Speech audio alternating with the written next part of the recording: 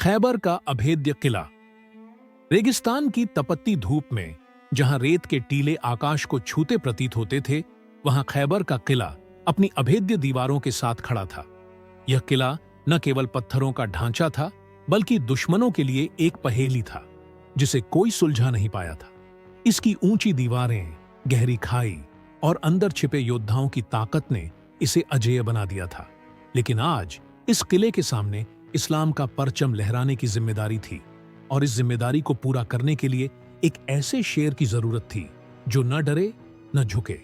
यह कहानी है हजरत अली रर की, जिनकी बहादुरी ने इतिहास के पन्नों को स्वर्णिम अक्षरों से भर दिया। दरबार सस्पेंस की शुरुआत।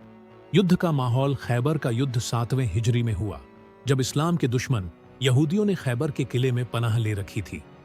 पैगंबर मोहम्मद SSAV ने मुस्लिम सेना को एकजुट किया, लेकिन किला इतना मजबूत था कि कई दिनों तक कोई प्रगति नहीं हुई।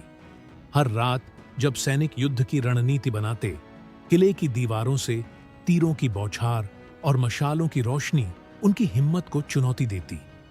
पहले दिन एक बड़े योद्धा को किले के द्वार को तोड़ने की जिम्मेदारी दी गई। वह अपनी ताकत के लिए मशहूर था, लेकिन जब वह लौटा तो उसका चेहरा लटका हुआ था। यह द्वार कोई साधारण द्वार नहीं, उसने कहा।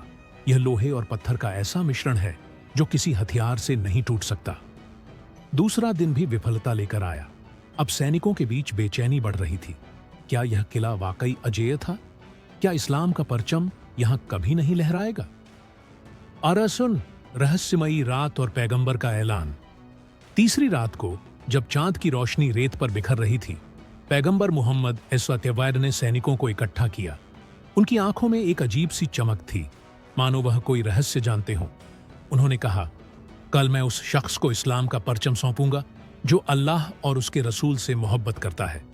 वह ऐसा योद्धा है जो न कभी पीछे हटता है न हार मानता है। सैनिकों के बीच खुसर फुसर शुरू हो गई। कौन होगा यह योद्धा? क्या वह कोई नया सिपाही है? क्या वह कोई चमत्कार लेकर आएगा?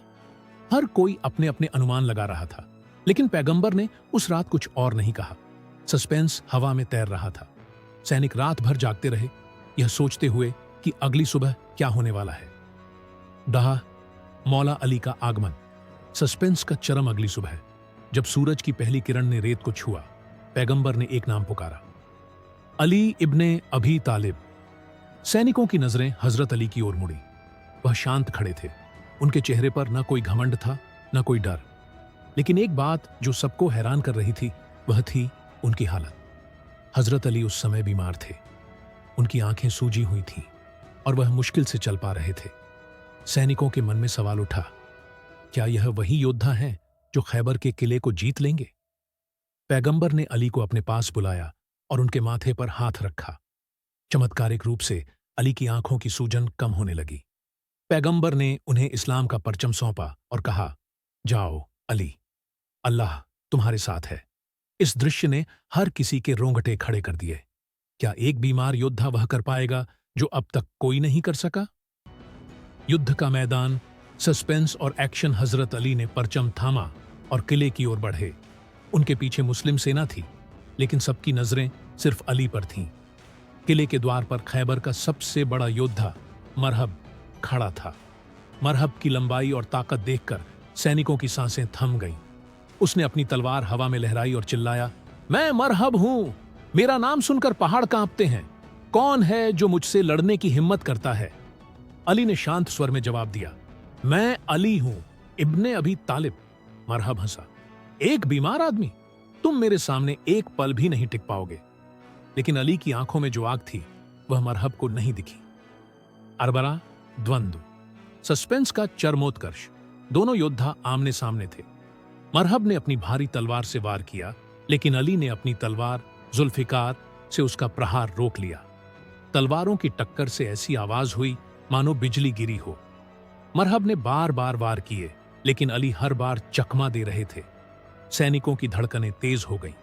क्या अली मरहब को हरा पाएंगे? अचानक मरहब ने एक ऐसा वार किया जो अली को जमीन पर गिराने वाला था। सैनिकों ने सांस रोक ली, लेकिन तभी अली ने एक अविश्वसनीय चाल दिखाई। उन्होंने जुल्फिकार को हवा में घुमाया और एक ही वार में मरहब को धराशायी कर दिया। मरहब का विशाल शरीर जमीन पर गिरा और किले की दीवारों से एक चीख गूंजी, अरहबहना, किले का द्वार।